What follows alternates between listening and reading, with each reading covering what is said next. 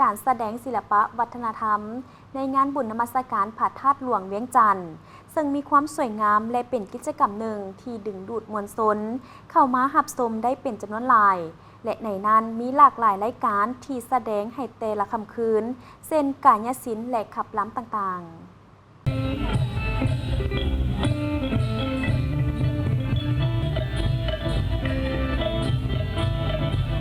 การแสดงศิลปะอยู่เวทีกลางเป็นภาคส่วนหนึ่งที่ได้ประกอบส่วนเข้าในงานบุญนมัสการพระธาตุหลวงเวียงจันทร์เป็นประจำทุกๆปีและปี2025นี้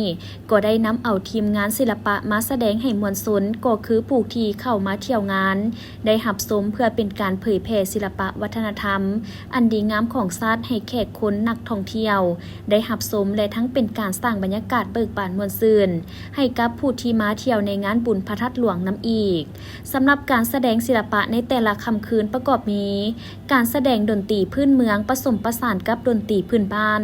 มีขับล้ำที่เป็นเอกลักษณ์ของแต่ละท้องถิ่นการแสดงบทฟ้อนที่อ่อนช้อยสวยงามมีเป่าแคนที่เป็นเอกลักษณ์ของคนลาวพร้อมทั้งการร้องเพลงที่สร้างความเบิกบานม่วนซื่นและยังมีการแสดงกายศิลป์ที่ตื่นเต้นสวยงามและอื่นๆอีกหลายรายการแสดงศิลปะในแต่ละวันแม่นมาจากสโมสรด่านสร้างศิลปะหนนคอ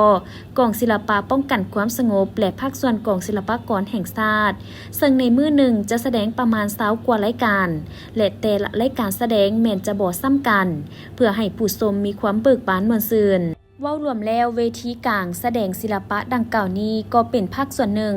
ที่สำคัญและสามารถดึงดูดผู้ที่มาเที่ยวชมในงานบุญนมัสการพระธาตุหลวงเวียงจันทร์ได้เข้ามาชมการแสดงในแต่ละวัน